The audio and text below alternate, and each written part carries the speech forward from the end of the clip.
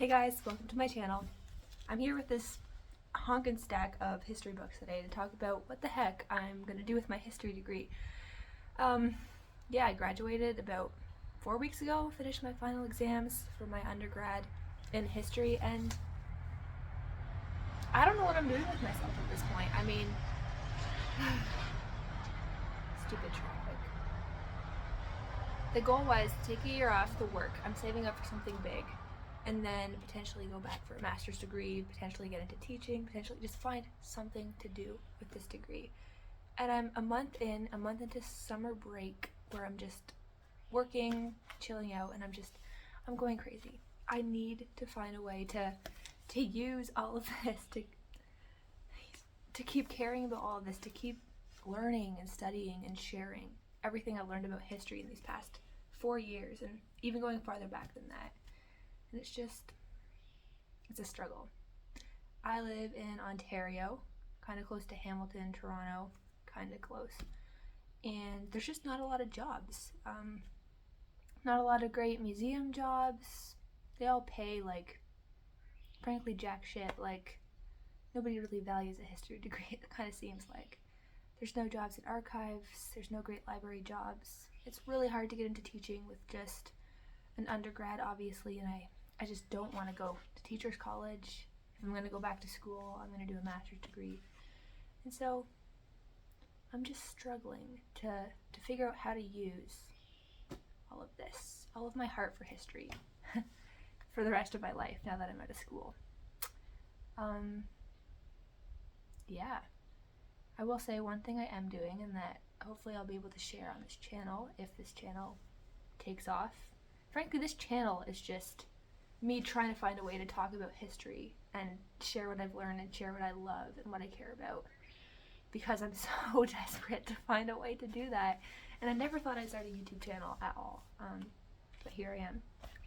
And the other thing that I am doing is I'm writing a novel, and it's kind of a historical novel in that it's set in a certain historical time period that I know in my brain as I write it, but I'm actually not divulging what that time period is to my readers. There's going to be no dates, there's not going to be any real historical references. I want the book to be ahistorical, as in it could technically fit into any time period in human history, just based on the themes, based on what's happening, I guess, the characters.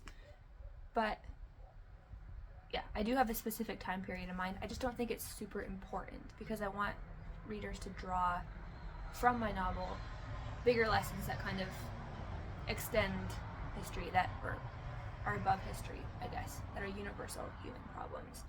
So that's kind of what I'm toying with right now. I know that seems kind of weird for a history major to write an ahistorical novel that kind of says history actually isn't that important. Of course it's important. All human history is important. Everything humans have gone through in time matters. It all has a purpose. That's what I believe. But the exact dates and yada yada actually don't really. It's more about the experience over time, the universal experience, what we've all experienced, what's the same for us. So yeah, that's one thing I'm doing. And I am working part-time as a PSW, which is completely not history related. And, you know, it's a decent job, it's fulfilling. I feel like I'm helping people, which is obviously awesome, but at the same time it's a little bit like, oh, I just want to read a book, I just want to write something, create something, study something, learn something more about the past. I just have that itch, that craving all the time at work. So the goal is to move my way out of that, find something to do here with these books, with all the other books downstairs in my library, and yeah, just find a way to bring the past to life now for myself, for people I interact with, potentially students I teach. That is the goal. So yeah, that was my ramble about what I'm doing now that I have a degree in history, which is right now not a whole lot, but I hope to share kind of the journey, I guess, of figuring that out with you guys.